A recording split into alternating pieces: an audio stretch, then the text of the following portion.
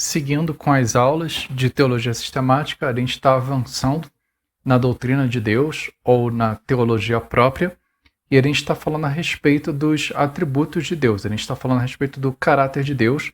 Já falamos sobre os atributos incomunicáveis, a primeira parte dos atributos comunicáveis, e agora a gente vai falar a segunda parte dos atributos comunicáveis. Especificamente, a gente vai estar falando a respeito de dois conjuntos de atributos comunicáveis de Deus: seus atributos de propósito e os seus atributos de resumo.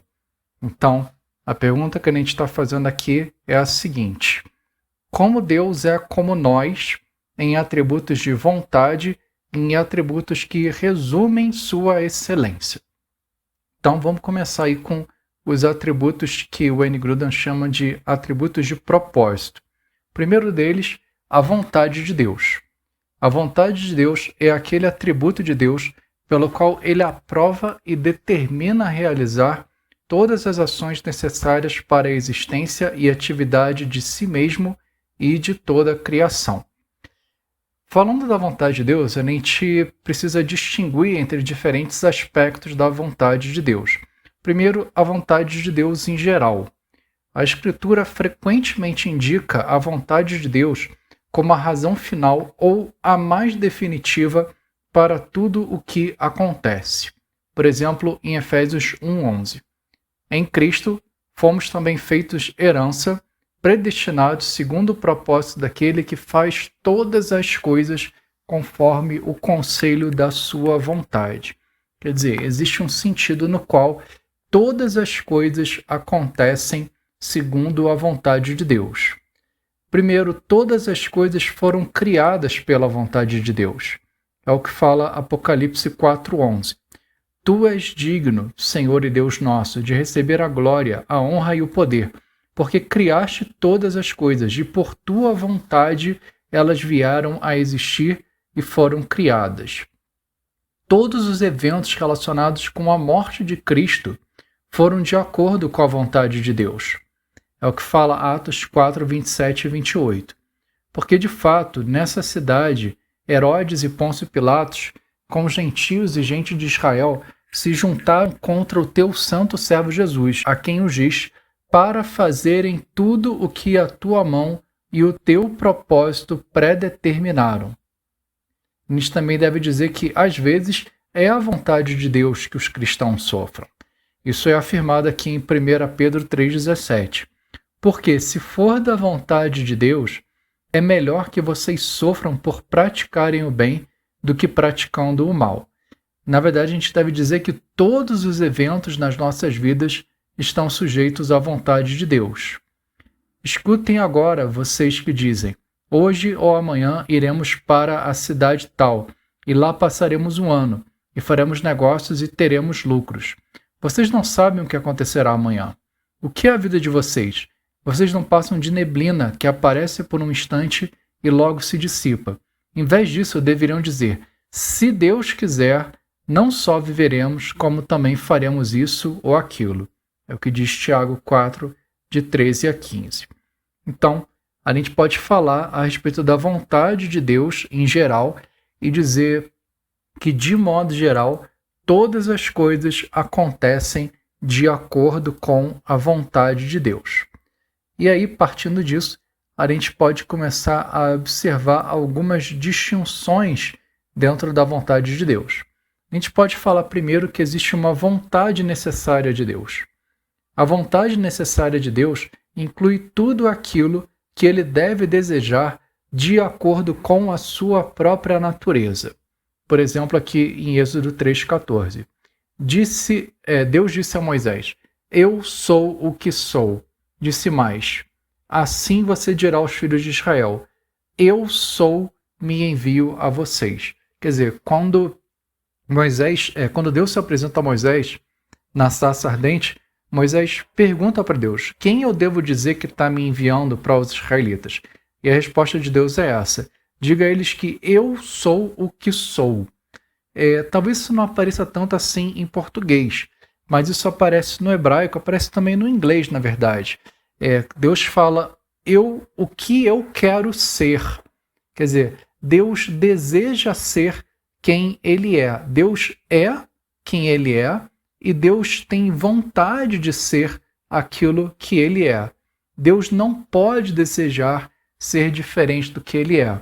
Faz parte da vontade de Deus ser exatamente aquilo que Ele é, ser Deus. Por isso que a gente fala que na vontade necessária de Deus inclui tudo o que Ele deseja, o que Ele deve desejar de acordo com a sua própria natureza. Por exemplo, é necessário dentro da natureza de Deus que Ele deseje ser exatamente aquilo que Ele é. Às vezes a gente gostaria de ser outra pessoa, às vezes a gente gostaria de ter uma vida diferente, às vezes a gente gostaria de ser um pouco diferente. Isso não acontece com Deus. A vontade de Deus é de ser exatamente o Deus que Ele é. E isso não pode mudar. Em contraste com isso, a gente tem a vontade livre de Deus. Na verdade, a gente pode chamar isso de livre-arbítrio de Deus. Arbítrio nada mais é do que um nome não tão utilizado assim, mas que significa vontade. É exatamente isso. Quando a gente fala a respeito de se ter livre-arbítrio, o que a gente está falando é ter uma vontade livre. O livre-arbítrio de Deus inclui todas as coisas que Deus decidiu desejar, mas não teve necessidade de desejar de acordo com a sua natureza. Quer dizer, existem coisas que Deus precisa desejar de acordo com a sua natureza, e existem coisas que Deus deseja, coisas que estão debaixo da vontade de Deus, mas que Ele não precisava desejar de acordo com a sua natureza. Por exemplo, a vontade de Deus criar o universo foi livre. A gente já falou a respeito da independência de Deus ou da aceidade de Deus. Deus não deriva nenhuma glória do universo. Ele não precisava criar o universo. Não é como algumas pessoas pensam, que Deus estava solitário, precisando de companhia, e daí então Ele criou o universo. Realmente não é esse o caso. Deus não tinha nenhuma necessidade de criar qualquer coisa, assim como Ele não tem necessidade daquilo que Ele criou hoje. Então a gente pode dizer que isso aí foi um ato da livre vontade de Deus. Também foi um ato da livre vontade de Deus redimir um povo. Quer dizer, a partir do momento que nós pecamos, Deus, na sua justiça, ia simplesmente nos deixar com os nossos pecados. Deus poderia simplesmente despejar a sua justiça sobre nós. E, no entanto, Ele decidiu salvar alguns. Esse ato de Deus de salvar alguns é um ato da livre vontade de Deus. Não havia nada em Deus que o forçasse a fazer isso. E, no entanto, Ele decidiu redimir um povo para si. Isso também é um ato da livre vontade de Deus. Diante disso é que Paulo fala, em Romanos 11, 33 a 36. Ó profundidade da riqueza, tanto da sabedoria como do conhecimento de Deus! Quão inexplicáveis são os seus juízos e quão insondáveis os seus caminhos! Pois quem conheceu a mente do nosso Senhor? Ou quem foi o seu conselheiro? Ou quem primeiro deu alguma coisa a Deus para que isso lhe seja restituído? Porque dele, por meio dele, para ele são todas as coisas. A ele seja a glória para sempre. Amém. Quer dizer, nesse momento aqui, Paulo está justamente expressando seu espanto, sua surpresa com essa livre vontade de Deus de redimir um povo para si. Seguindo com essas distinções da vontade de Deus, a gente também pode falar sobre a vontade secreta ou vontade de decreto. A vontade secreta ou vontade de decreto de Deus envolve seus decretos através dos quais Ele controla o universo e determina tudo o que acontece. Aqui em Deuteronômio 29, 29 diz: As coisas encobertas pertencem ao Senhor, nosso Deus, porém as reveladas nos pertencem a nós e aos nossos filhos para sempre, para que cumpramos todas as palavras dessa lei. Quer dizer, existem determinadas coisas da vontade de Deus que para nós são um segredo, nós não conhecemos, porque Deus não revelou essas coisas para nós. A gente também vê assim nesse texto que a gente já leu de Tiago 4,15. Em vez disso, deverão dizer: se Deus quiser, não só viveremos, como também faremos isso ou aquilo. Quer dizer, a gente não sabe o que vai acontecer amanhã. Deus sabe, porque Ele já determinou o que vai acontecer amanhã. Lembrando que todas as coisas acontecem de acordo com a vontade de Deus. A questão é que, para nós, nesse caso, essa vontade é secreta. Nós não sabemos o que Deus vai fazer amanhã. mas Deus já sabe as coisas que vão acontecer segundo a vontade dele. Ele já decretou aquilo que vai acontecer. Ele decretou na criação e na providência. Então, para ele, isso não é um segredo, mas para nós, essa vontade de Deus, ela permanece oculta, a não ser que Deus queira revelar. Também aqui em Gênesis 50:20. Vocês, na verdade, planejaram o mal contra mim, porém Deus o tornou em bem para fazer como estão vendo agora, que se conserve a vida de muita gente. Aqui, já caminhando para o final de Gênesis, José conversando com seus irmãos e dizendo isso. Os irmãos, eles venderam José para ser escravo, entregaram José para ser escravo e, no entanto, em todo esse processo, a vontade de Deus era de dar prosseguimento com a história da redenção e também de ajudar as pessoas num período de fome, por isso colocou José ali no Egito. Quer dizer, era da vontade de Deus que coisas boas viessem daquele ato mau dos irmãos de José. Eles não sabiam, para eles tudo isso era um segredo, mas Deus sabia, essa era a vontade dele desde o início. Também aqui em 1 Coríntios 4:19. Mas em breve, se o Senhor quiser, irei visitá-los e então conhecerei não a palavra, mas o poder desses orgulhosos. Aqui Paulo expressando para a igreja de Corinto que, se Deus quiser, ele vai visitá-los. Quer dizer, Paulo não pode ter certeza, nesse momento aqui, se ele vai de fato poder fazer essa visita para a igreja de Corinto. Então ele está expressando, se for da vontade de Deus, uma vontade que, do ponto de vista de Paulo, é uma vontade secreta. E também em Mateus 11:25. Por aquele tempo, Jesus exclamou, graças te dou, ó Pai, Senhor do céu e da terra, porque escondeste essas coisas dos sábios e instruídos e as relaxa aos pequeninos. Quer dizer, aspectos do plano de salvação de Deus que as pessoas não sabiam, porque Deus não havia revelado, mas que estavam também dentro da vontade de Deus. A gente deve dizer que até as coisas ruins acontecem de acordo com a vontade de Deus de modo geral. E especificamente acontecem de acordo com a vontade secreta ou vontade de decreto de Deus. Mas Deus não é autor do pecado e nem tem prazer no mal. Essa é uma distinção bem importante que nós devemos fazer. Embora todas as coisas aconteçam de acordo com a vontade de Deus, a gente deve reforçar que Deus não é o autor do pecado e ele não tem prazer no mal. Isaías 45:7, por exemplo, diz, eu formo a luz e crio as trevas, promovo a paz e crio os conflitos. Eu, o Senhor, faço todas essas coisas. É assim que esse texto aparece na Nova Almeida Atualizada. No entanto, na Almeida Revista e Atualizada, uma tradução que é um pouco mais literal, o que diz é o seguinte, eu formo a luz e crio as trevas, faço a paz e crio o mal. Eu, o Senhor, faço todas essas coisas. A palavra aqui em hebraico é ra, e geralmente ela é traduzida justamente assim, como mal. A gente pode buscar outros textos, a gente vai ver que essa palavra ela, geralmente é traduzida como mal. Aqui acontece aqui na Nova Almeida Atualizada, que os tradutores possivelmente ficaram um pouco preocupados com o que pode transmitir se eles traduzirem como mal. Imagino que tenha sido essa a preocupação deles, porque a gente quer manter que Deus ele não é o autor do pecado e nem tem prazer no mal. Mas o que ele está falando aqui no livro de Isaías é que as coisas más que vão acontecer com o povo de Israel ou com o povo de Judá estão acontecendo de acordo com a vontade de Deus. Não são coisas que estão acontecendo porque Deus perdeu o controle da situação, mas sim que são exatamente aquilo que Deus decretou que deveria acontecer com o seu povo naquele momento. Também aqui Ezequiel 33:11.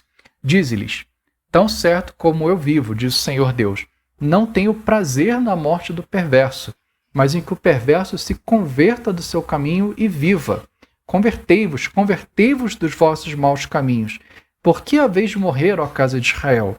Quer dizer, se por um lado a gente pode dizer que todas as coisas, todas acontecem de acordo com a vontade de Deus, inclusive as coisas mais, a gente também deve observar isso, que Deus não tem prazer na morte do ímpio, ele não tem prazer no mal.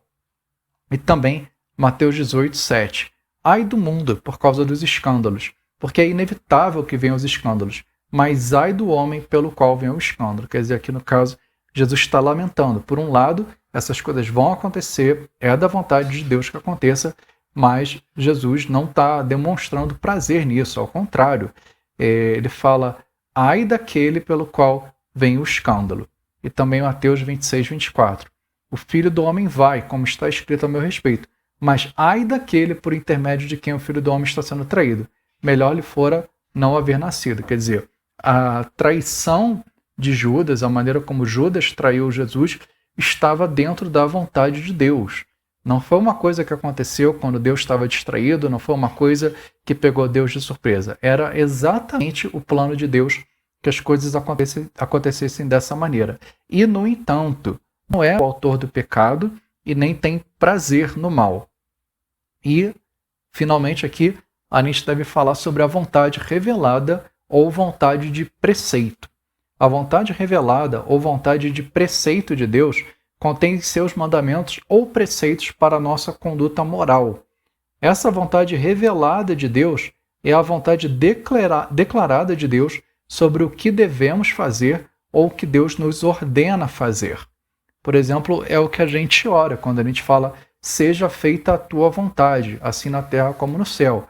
O mais provável é que quando Jesus está ensinando essa oração, ele está pensando na vontade revelada ou vontade de preceito de Deus.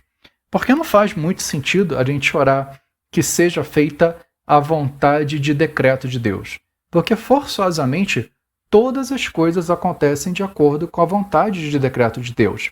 Então nem faz muito sentido a gente orar isso. Quer dizer, a gente está dizendo que Deus faça com que as coisas aconteçam de acordo com aquilo que ele decretou. Forçosamente elas vão acontecer. Então faz mais sentido que nessa oração a gente esteja pensando na vontade de preceito de Deus. Tudo acontece de acordo com a vontade de decreto de Deus, ou com a vontade secreta de Deus. Nem tudo acontece de acordo com a vontade revelada ou vontade de preceito de Deus. Quer dizer, a gente vê que as pessoas pecam. O pecado não é da vontade revelada de Deus, não é da vontade de preceito de Deus. Então, quando a gente está orando a oração do Pai Nosso, é nisso que a gente deve pensar. A gente está pedindo a Deus que as coisas aconteçam segundo a vontade revelada dele, que a justiça seja feita, que as pessoas abandonem o pecado e que, finalmente, que os preceitos de Deus sejam obedecidos pelos homens. Também aqui em Mateus 7, 21. Nem todo aquele que diz Senhor, Senhor, entrará no reino dos céus, mas aquele que faz a vontade de meu Pai que está nos céus. Esse também é um texto em que a vontade de Deus aqui é essa vontade revelada de Deus, aquilo que Deus revela, que é o seu desejo de como nós estejamos vivendo. Com os seus mandamentos, são os preceitos de Deus para a nossa conduta moral. Quer dizer, as pessoas fazem aquilo que Deus queria que elas fizessem, no sentido de que tudo acontece segundo a vontade secreta de Deus. Mas muitas vezes as pessoas pecam, quer dizer, as pessoas elas vão contra a vontade moral ou a vontade de preceito de Deus. É nesse sentido aqui que a gente tem esse texto de Mateus 7, 21. Também Efésios 5, 17. Por essa razão, não sejam insensatos, mas procurem compreender qual é a vontade do Senhor. Esse texto aqui também está fazendo referência a essa vontade revelada, a vontade de preceito de Deus. Não faz sentido para a gente ficar tentando entender qual é a vontade secreta de Deus, porque a vontade secreta de Deus é justamente secreta. Então, não é do nosso interesse ficar procurando saber qual é a vontade secreta de Deus. Na verdade, a gente já viu textos que falam a respeito disso. Em relação à vontade secreta, o que a gente tem que dizer é o seguinte: se for da vontade de Deus, amanhã nós vamos fazer isso ou aquilo. Quer dizer, não existe nada na Bíblia que nos oriente a ficar tentando entender quais são os decretos de Deus ou adivinhar quais são os decretos de Deus. Na verdade, isso é um grande problema entre vários cristãos. Vários cristãos que ficam tentando descobrir qual é a vontade secreta de Deus, como se pudesse usar isso para se antecipar ao que Deus vai fazer, então se planejar. A gente fica tentando prever o futuro.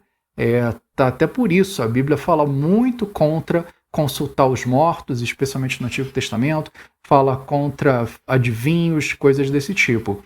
A nossa atitude em relação à vontade secreta de Deus tem que ser uma atitude de confiança. confiança de que Deus é bom, confiança de que Ele nos ama, confiança no caráter de Deus, então. Então não cabe a nós ficar tentando descobrir qual é a vontade secreta de Deus.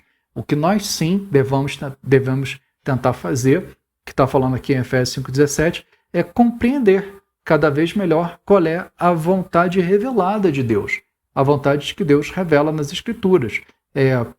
Quais são os padrões morais pelos quais Deus quer que nós vivamos. Isso nós devemos fazer.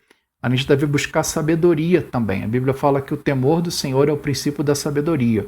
Então a gente deve estar meditando na palavra de Deus, tentando entender qual é a vontade dele para as nossas vidas, para que então nós possamos viver de uma maneira que seja agradável a Deus. Não porque a gente está tentando descobrir a vontade secreta dele. Forçosamente as coisas vão acontecer de acordo com a vontade secreta, e quando acontecerem, elas vão deixar de ser um segredo para nós. Agora, todo tempo nós temos a vontade revelada de Deus, e essa vontade que nós devemos buscar, e nessa vontade que nós devemos estar meditando. Também aqui 1 Timóteo 2, de 1 a 4. Antes de tudo, peço que se façam súplicas, orações, intercessões e ações de graça em favor de todas as pessoas.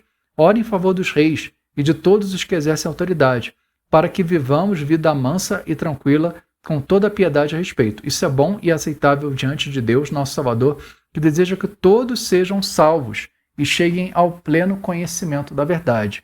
Esse aqui é um texto que a gente vai voltar a mencionar quando a gente estiver falando sobre a doutrina da salvação ou sobre soteriologia, mas o ponto aqui é que a gente pode afirmar: Deus deseja que todos sejam salvos. Isso é bem interessante. A vontade revelada ou a vontade de preceito de Deus é que todos sejam salvos. Não é da vontade de Deus que o homem se perca. Não é da vontade de Deus que o homem peque e traga juízo sobre si. A vontade de Deus, a vontade revelada de Deus, é que as pessoas não pequem. A vontade revelada de Deus é que as pessoas sejam santas como Ele é santo. No entanto, a gente sabe que nem todas as pessoas serão salvas. A não ser que nós fôssemos universalistas, a afirmação que a gente tem que fazer é de que nem todas as pessoas serão salvas. Então, como é que a gente pode conciliar essas coisas? Como a gente pode entender isso? É da vontade revelada ou vontade de preceito de Deus que as pessoas sejam salvas, que elas abandonem o pecado, que elas se arrependam, que elas busquem a salvação em Jesus Cristo. Agora, é da vontade secreta ou vontade de decreto de Deus que alguns sejam salvos e que outros não sejam salvos. Esse texto aqui de 1 Timóteo, então, está falando sobre a vontade revelada, ou vontade de preceito de Deus. E também aqui, 2 Pedro 3, 9. O Senhor não retarda a sua promessa, ainda que alguns a julguem demorada. Pelo contrário, Ele é paciente com vocês, não querendo que ninguém pereça, mas que todos cheguem ao arrependimento. Embora a palavra vontade não apareça aqui, é sobre isso que a gente está falando também. A vontade de Deus é que ninguém pereça, mas que todos cheguem ao arrependimento. Algumas pessoas até leem esse texto pensando que todos aqui está falando sobre todo tipo de gente, tanto judeus como gentios. Essa até é uma interpretação possível, mas a mais provável é que aqui a gente está fazendo uma distinção entre a vontade de decreto de Deus e a vontade de preceito de Deus. A vontade de preceito de Deus é que as pessoas não pereçam, como a gente já comentou, que as pessoas não pequem, mas sim que as pessoas se arrependem. A vontade secreta de Deus, aquilo que Ele decretou, já é diferente. O decreto de Deus é que alguns serão salvos e que outros não serão salvos. Alguns teólogos reformados observam uma terceira vontade de Deus, a vontade dispositiva. O Arce Sproul, por exemplo, fala sobre essa vontade. Seria a vontade que descreve a atitude de Deus, ou aquilo que o agrada. Essa é uma possibilidade também, embora, em geral, o que a gente veja essa vontade dispositiva como parte da vontade revelada ou vontade de preceito. Então, é só usar mesmo essas duas categorias. O próximo atributo de Deus que a gente vai falar, então, é a liberdade de Deus. A liberdade de Deus é aquele atributo de Deus pelo qual ele faz tudo o que lhe agrada. Por exemplo, aqui no Salmo 115, 3. No céu está o nosso Deus, e tudo faz como lhe agrada, justamente o que está na nossa definição. E também Provérbios 21, 1. Como ribeiros de águas, assim é o coração do rei na mão do Senhor. este segundo o seu querer o inclina. Quer dizer, Deus está controlando a vontade dos homens, ou aqui especificamente dos reis. Aquilo que os reis fazem, no final das contas, é o que Deus quer que eles façam, e ele tem essa liberdade. As pessoas às vezes tentam descobrir a razão pela qual Deus teve que fazer uma ou outra ação. É melhor simplesmente dizer que a vontade totalmente livre de Deus, trabalhando de uma forma consistente com seu caráter, é a razão final de todas as coisas. Quer dizer, Deus faz aquilo que ele quer. Ele faz as coisas com liberdade. Ele não está constrangido por nada, a não ser pelo seu próprio ser, a não ser pelo seu próprio caráter. Então Deus tem liberdade de fazer as coisas da maneira como lhe agrada. Esse é um dos atributos de Deus, e isso pode causar então para a gente alguma estranheza. A gente pode ficar tentando entender os planos de Deus. O que a gente tem que fazer realmente da nossa parte é o que fala em Deuteronômio 29:29. As coisas encobertas pertencem a Deus, as reveladas pertencem a nós. Então a gente deve simplesmente pensar que Deus faz todas as coisas segundo sua vontade, mas que essa é uma vontade totalmente livre, que está de acordo com o caráter total de Deus. Lembrando que os atributos de Deus são partes de Deus, mas são coisas que falam a respeito de todo o ser de Deus. Uma aplicação importante sobre quando a gente fala da simplicidade de Deus. Deus não ser feito de partes. O próximo atributo, e o último desses atributos de propósito, é a onipotência de Deus, que a gente também pode chamar de poder ou soberania. A onipotência de Deus significa que Deus é capaz de fazer toda a sua santa vontade. A onipotência ela pode ser mal compreendida. Pensar em onipotência simplesmente como Deus pode fazer todas as coisas. Na verdade, é mais apropriado a gente dizer que a onipotência significa que Deus é capaz de fazer toda a sua santa vontade. Tudo aquilo que Deus deseja fazer, ele tem poder para fazer. Essa é uma maneira melhor da gente definir onipotência. Por exemplo, aqui, Salmo 24:8. Quem é o Rei da Glória? O Senhor forte e poderoso. O Senhor poderoso nas batalhas. Aqui está exaltando esse poder de Deus. Ou Gênesis 18:14. Acaso para o Senhor a coisa demasiadamente difícil? Uma pergunta retórica. Não há nada demasiadamente difícil para Deus. Ou Jeremias 32:17. Ah, Senhor Deus, eis que fizeste os céus e a terra com o teu grande poder e com o teu braço estendido. Coisa alguma te é demasiadamente maravilhosa. E Efésios 3:20-21. Ora, aquele que é poderoso para fazer infinitamente mais do que tudo quanto pedimos ou pensamos, conforme o seu poder que opera em nós, ele seja a glória na igreja e em Cristo Jesus, por todas as gerações, para todo sempre. Amém. E aí a gente tem a seguinte pergunta. Existem coisas que Deus não pode fazer?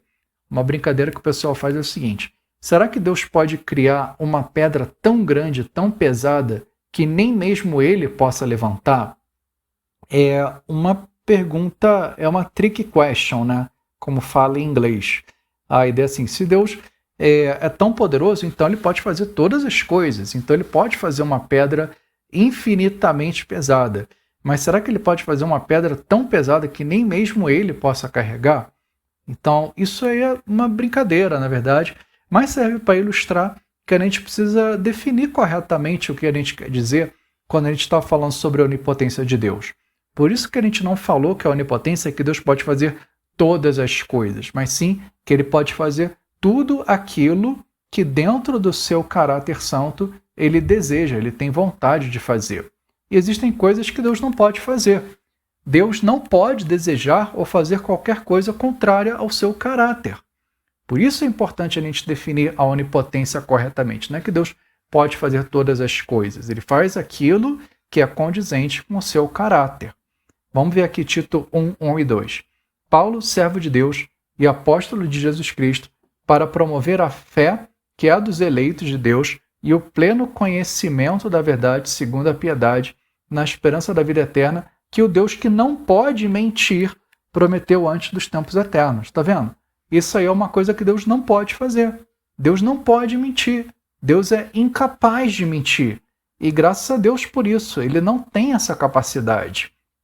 E também Hebreus 6, 17 e 18. Por isso Deus, quando quis mostrar mais firmemente aos herdeiros da promessa a imutabilidade do seu propósito, se interpôs com juramento para que, mediante duas coisas imutáveis, nas quais é impossível que Deus minta, forte alento tenhamos nós, que já corremos para o refúgio, a fim de lançar mão da esperança proposta. Quer dizer, mais uma vez, Deus não pode mentir. Deus também não pode, a gente já viu isso, ele não muda o seu propósito, ele não muda as suas promessas. Deus não pode mudar aquilo que ele é. Então, também aí são coisas que Deus não pode fazer. Agora, 2 Timóteo 2,13. Se somos infiéis, ele permanece fiel, pois de maneira alguma pode negar-se a si mesmo. Também é uma coisa que Deus não pode fazer. Ele não pode deixar de ser quem ele é. Ele não pode negar o seu caráter, ele não pode negar o seu ser, a sua natureza. E Tiago 1,13. Ninguém ao ser tentado diga, sou tentado por Deus, porque Deus não pode ser tentado pelo mal, e ele mesmo a ninguém tenta. Mais duas coisas aí que Deus não pode fazer. Ele não pode ser tentado, e ele também não pode tentar a ninguém, porque todas essas coisas vão contra o caráter de Deus. Deus também não pode roubar. Como é que Deus pode roubar qualquer coisa, se todas as coisas já pertencem a ele? Então a gente vê aí, existem certas coisas que Deus não pode fazer, e felizmente, Deus não pode pecar, Deus não pode ir contra a sua própria vontade. O que Deus sim pode fazer, ele tem poder para fazer, é tudo aquilo que está de acordo com a sua santa vontade. E dentro disso a gente fala mais uma vez essa discussão sobre a soberania de Deus e a liberdade humana. Embora nós não tenhamos onipotência, Deus nos fez com vontade e capaz de realizar coisas. Esse é um resumo do que a gente pode falar a respeito desse assunto. Deus é soberano. Tudo acontece de acordo com a vontade de Deus. Isso quer dizer, então, que nós não temos liberdade? Isso quer dizer que nós não temos vontade? Não. Nós, de fato, temos vontade. Algumas pessoas chamam isso de livre agência. Nós temos essa capacidade de agir. A gente vai ter a chance de voltar a esse tema do livre-arbítrio. Mas o que a gente pode falar aqui agora é que a soberania de Deus, ela não invalida a liberdade humana se essa for corretamente definida. Ela não elimina a nossa vontade. A questão é que Deus é onipotente. Deus pode fazer todas as coisas de acordo com a sua vontade. Nós não temos essa onipotência definida assim. Nós não podemos fazer todas as coisas de acordo com a nossa vontade.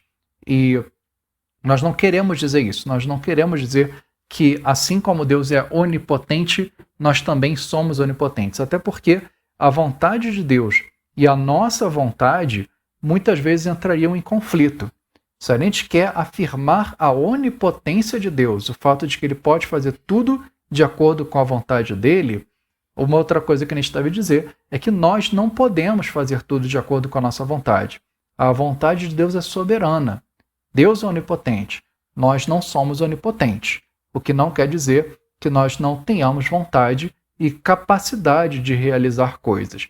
Então, esse é um atributo comunicável. Mas lembrando que nenhum atributo é perfeitamente incomunicável, assim como também nenhum atributo é perfeitamente comunicável. Então, que a vontade de Deus seja feita acima de todas as coisas, e não a nossa vontade. E o último agrupamento aqui que a gente vai falar são os atributos de resumo. Primeiro, a perfeição de Deus. A perfeição de Deus significa que Deus possui completamente todas as qualidades excelentes e não possui nenhuma parte de quaisquer qualidades que seriam desejáveis para ele. Aqui a gente está falando de atributos de resumo, quer dizer, atributos que falam, que resumem tudo isso que a gente está falando. Portanto, sede perfeitos, como perfeito é o vosso Pai Celeste, que diz Mateus 5,48. Quer dizer, não falta nada em Deus. Deus já é exatamente da maneira que ele deveria ser. A bem-aventurança de Deus significa que Deus se deleita totalmente em si mesmo e em tudo que reflete o seu caráter. 1 Timóteo 1,11. Segundo o Evangelho da glória do Deus bendito, do qual fui encarregado. Que bendito também é uma maneira de a gente falar sobre a bem-aventurança de Deus. e 1 Timóteo 6,15, a qual, em suas épocas determinadas, há de ser revelada pelo bendito e único soberano, o Rei dos Reis e Senhor dos Senhores. Quer dizer, a bem-aventurança de Deus é comunicada a nós quando encontramos prazer e felicidade em tudo o que é agradável a Deus, tanto nos aspectos de nossas próprias vidas que agrada a Deus, quanto nas ações dos outros. Quer dizer, Deus está plenamente satisfeito naquilo que Ele é e naquilo que Ele faz. Esse atributo é comunicado a nós quando nós também temos prazer naquilo que Deus tem prazer. Outro atributo desses atributos resumo é a beleza de Deus. A beleza de Deus é aquele atributo de Deus pelo qual ela é a soma de todas as qualidades desejáveis. Diz assim o Salmo 27,4: Uma coisa peço ao Senhor e a buscarei, que eu possa morar na casa do Senhor todos os dias da minha vida para contemplar a beleza do Senhor e meditar no seu templo. E o Salmo 73,25: Quem mais tenho eu no céu? Não há outro em quem eu me compraze, em quem eu tenha prazer na terra. Quer dizer, a ideia aqui de que nós temos um prazer sublime em Deus, maior do que qualquer outra coisa. Ele é extremamente desejável. E Apocalipse 22, 3 e 4. Nunca mais haverá qualquer maldição.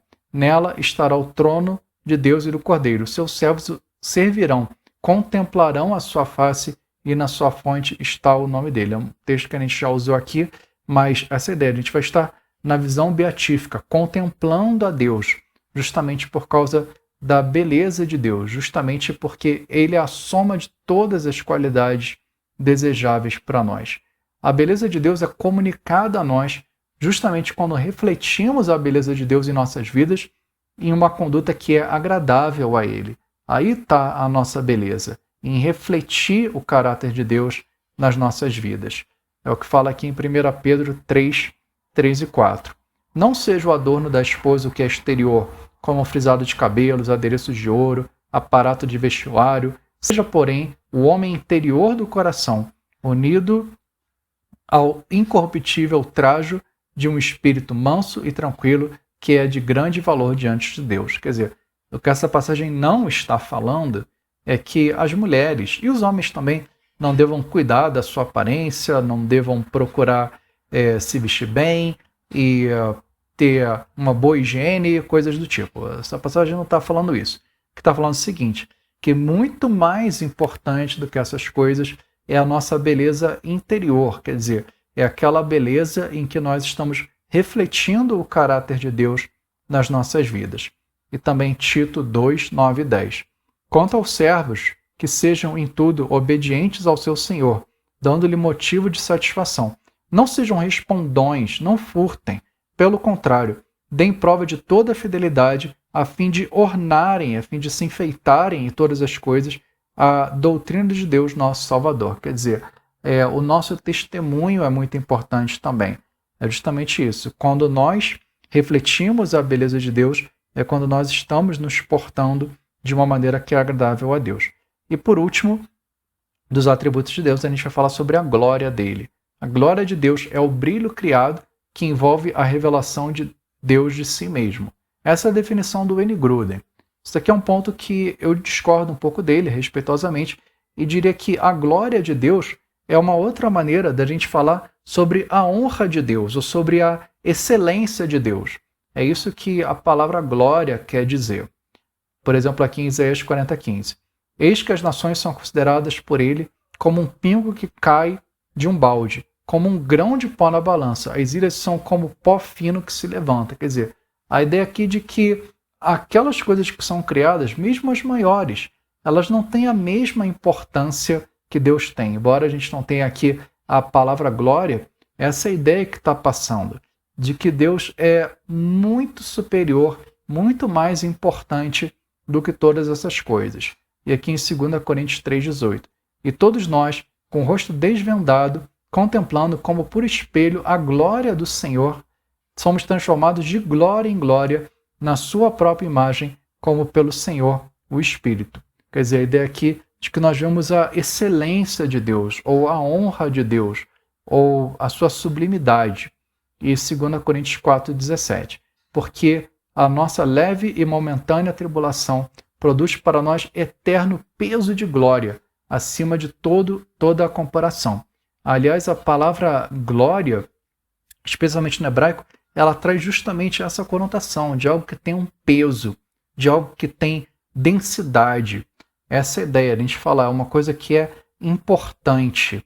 O Marty McFly, lá no De Volta para o Futuro, ele costumava falar que barra pesada, e é justamente isso que a gente deve pensar. É uma coisa que é importante, é uma coisa que é densa, uma coisa que não é superficial. É isso que a gente deve pensar quando a gente fala sobre a glória de Deus. Deus não é leviano. Deus, ele tem um peso, ele tem uma importância. Por isso que a gente deve dizer que ele está revestido de glória.